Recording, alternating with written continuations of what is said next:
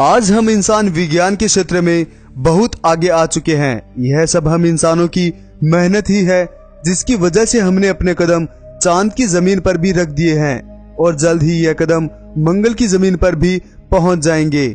जैसे जैसे हम इंसानों ने विज्ञान के क्षेत्र में सफलताएं हासिल की है, तब से अनेकों ऐसे प्रश्न खड़े हुए हैं जिनके जवाब दे पाना बहुत मुश्किल हो गया है।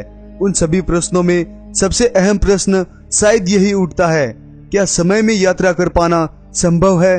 क्या हम इंसान विज्ञान की मदद से समय में आगे या पीछे जाकर अपने भूतकाल या आने वाले भविष्य को बदल सकते हैं? इन सभी सवालों के जवाब में वैज्ञानिक आए दिन अनेकों प्रकार की खोजें करते आ रहे हैं, क्योंकि इस सदी के महान वैज्ञानिक अल्बर्ट आइंस्टाइन का भी यही मानना था कि हम समय में आगे या पीछे जाकर अपने भविष्य को देख और बदल भी सकते हैं। वही कुछ वैज्ञानिकों का यह मानना है कि समय यात्रा एक सन की अवधारणा के सिवाय कुछ भी नहीं है, लेकिन इतिहास में ऐसी अनेकों रहस्यमयी घटनाएं हुई है जिनमें ऐसे लोगों का जिक्र मिलता है जो सच में समय की यात्रा कर चुके हैं। वैज्ञानिक भी उन लोगों के किसी दूसरे आयाम से हमारे इस आयाम में आने की वजह से आज तक परेशान हैं। इसी के चलते आज हम हमारे चैनल प्लेनेट अर्थ इंडिया पर समय की यात्रा कर चुके लोगों पर वीडियोस की एक ऐसी सीरीज शुरू करने जा रहे हैं जिसमें हम हमारी आगे आने वाली प्रत्येक वीडियोस में समय यात्रा की ऐसी रहस्यमयी कहानियों को लेकर आएंगे जिनको देखने के बाद कुछ हद तक आप भी समय यात्रा पर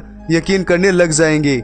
नमस्कार दोस्तों, मेरा नाम है अक्षय और स्वागत है आपका प्लेनेट अर्थ के एक और रहस्यमयी वीडियो में। दोस्तों, अगर आपने हमारे चैनल को अभी तक सब्सक्राइब नहीं किया है तो जरूर सब्सक्राइब करें ताकि आप हमारे आगे आने वाले ऐसे ही और रहस्यमयी वीडियोस को आसानी से देख सकें। 2 जुलाई 1955 रोजाना की ही तरह यह भी न्यूयॉर्क का सामान्य सा दिखने वाला दिन था। इस शहर से रोजाना की ही तरह अनेकों हवाई जहाजें आसमान में उड़ान भरती है। उन्हीं जहाजों में से एक जहाज DC-4 नामक एक चार्टर प्लेन भी था जो 4 क्रू मेंबर और 57 यात्रियों के साथ न्यूयॉर्क से मियामी के लिए जा रहा था। लेकिन इस जहाज के उड़ान भरने के कुछ ही मिनटों बाद कंट्रोल रूम का इस जहाज से पूरी तरह से संपर्क टूट गया और जहाज रडार पर भी दिखाई नहीं दे रहा था। कंट्रोल रूम में बैठे सभी लोगों को यही लग रहा था कि यह कोई तकनीकी समस्या होगी जिसकी वजह से यह सब हो रहा था। लेकिन जब कुछ घंटों तक विमान से संपर्क नहीं हुआ, तब सभी लोगों को इस बात का अंदाजा हो गया था कि जरूर प्लेन कहीं ना कहीं क्रैश हो गया होगा। उस दिन के बाद से DC-4 चार्टर प्लेन के लिए कई रिसर्च टीमों को उसकी खोज में लगाया गया, लेकिन उसका कोई भी सबूत नहीं मिला। रिसर्च टीमों का यह मानना था कि अगर प्लेन कहीं क्रैश हुआ होता तो उसका मलबा जरूर मिलना चाहिए था, जबकि ऐसा हुआ नहीं। इसीलिए इस जहाज के रहस्यमय ढंग से गायब होने की कहानी को समय के साथ साथ बुला दिया गया। लेकिन इस जहाज की कहानी अभी खत्म नहीं हुई थी। 21 मई 1992 कराकस वेनेजुएला। इस शहर के एयरपोर्ट के सभी कर्मचारी और कंट्रोल रूम में बैठे जुआन डी नामक एक मुख्य अधिकारी व अन्य सभी लोग हमेशा की ही तरह अपना काम बखूबी निभा रहे थे। लेकिन आज जो होना था उसके बारे में इन लोगों ने कभी सपने में भी नहीं सोचा होगा। सब कुछ सही जा रहा था, लेकिन जुआन डी ने रडार पर अचानक कहीं से आए एक प्लेन को देखा। जुआन डी उस प्लेन के अचानक रडार पर आ जाने की वजह से चिंता में पड़ गए। किसी भी प्रकार की दुर्घटना ना हो उससे पहले जुआन डी ने उस प्लेन के पायलट से रेडियो सिग्नल के माध्यम से कुछ पूछना चाहा। उससे पहले ही उस प्लेन के पायलट ने कंट्रोल रूम से कहा कि हम कहाँ हैं। उसकी आवाज सुनने में ऐसी लग रही थी मानो पायलट डरा हुआ हो।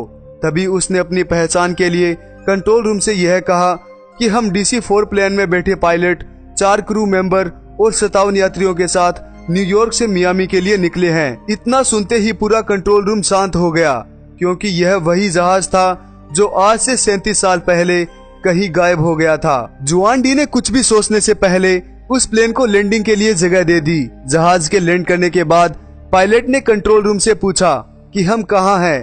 तब कंट्रोल रूम ने जवाब दिया कि आज मई 21, 1992 है और यह कराकस वेनेजुएला का एक इंटरनेशनल एयरपोर्ट है।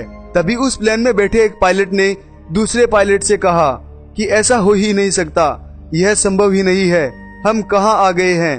तभी जुआन डी ग्राउंड क्रू को उनकी सहायता के लिए नीचे भेजते हैं। जैसे ही ग्राउंड क्रू उस प्लेन के पास पहुंचा तो उन्होंने खिड़की से झांक रहे यात्रियों के चेहरों की तरफ देखा, जिनको देख ऐसा लग रहा था मानो उनको किसी प्रकार की कोई चिंता थी।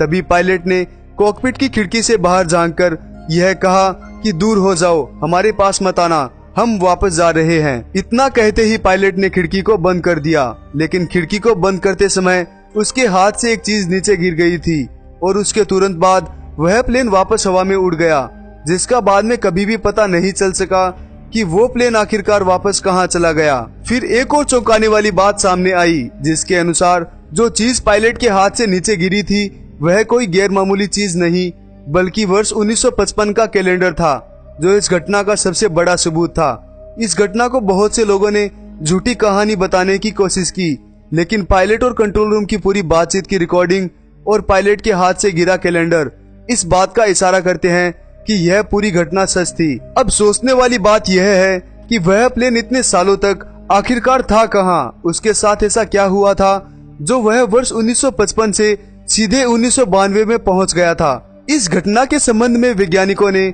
बहुत सी कोशिशें की, जिससे उसके समय यात्रा की घटना को समझा जा सके, लेकिन फिर भी यह आज भी एक रहस्य ही बना हुआ है।